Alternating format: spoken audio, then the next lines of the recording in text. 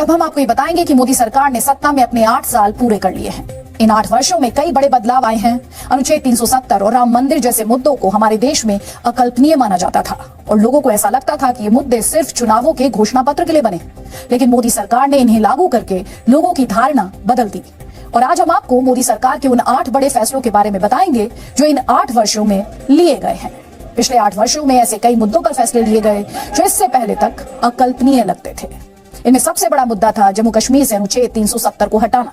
5 अगस्त 2019 से पहले इस बात की कल्पना भी नहीं की जा सकती थी कि जम्मू कश्मीर से अनुच्छेद 370 को हटाया जा सकता है। हमारे देश के लोगों को ऐसा लगता था कि ये मुद्दा सिर्फ चुनावों के घोषणा पत्र के लिए बना है। इस पर कभी भी सरकार फैसले लेने का साहस नहीं दिखाएगी। लेकिन मोदी सरकार ने अकल्पनीय दिखने वाले इस फैसले को न सिर्फ लागू किया बल्कि जम्मू कश्मीर में अब इसकी वजह से काफी बदलाव भी आ रहा है। पिछले हफ्ते ही हमने आपको बताया था कि कैसे अब देश भर के लोग छुट्टियां मनाने के लिए कश्मीर जा रहे हैं और वहां के होटल्स में पैर रखने की भी जगह नहीं बची है।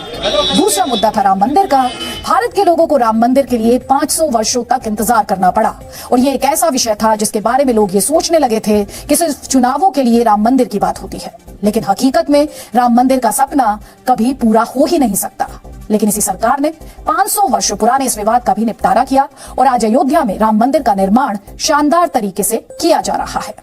तीसरा मुद्दा था 3 तलाक का। आजादी के बाद से ही हमारे देश में मुस्लिम तुष्टीकरण की राजनीति शुरू हो गई थी, जिसकी वजह से कभी भी 3 तलाक जैसे मुद्दों पर बात ही नहीं होती थी। 1986 के शाहबानो केस में जब सुप्रीम कोर्ट ने 3 तलाक को गलत माना, तब भी तत्कालीन प्रधानमंत्री राजीव गांधी ने अदालत के फैसले को पलट दिया था और भारत की मुस्लिम महिलाओं को लगने लगा था कि उन्हें 3 तलाक से कभी आजादी नहीं मिलेगी। लेकिन केंद्र सरकार ने 2019 में इसके खिलाफ कानून बनाया और आज भारत की 8 करोड़ मुस्लिम महिलाओं के पास ये अधिकार है कि वो 3 तलाक के मामलों को देश की अदालतों में चुनौती दे सकती हैं। इस कानून के बनने से देश में 3 तलाक के मामले 80% तक कम हुए हैं। और अकल्पनीय दिखने वाले मुद्दों में से एक मुद्दा यूनिफॉर्म सिविल कोड का भी है, जिस पर सरकार ने कहा है कि वो इसे लागू करने के लिए प्रतिबद्ध है और इस पर लगातार विचार किया जा रहा है। यानी हो सकता है कि भविष्य में मोदी सरकार एक देश एक कानून की व्यवस्था भी ले आए।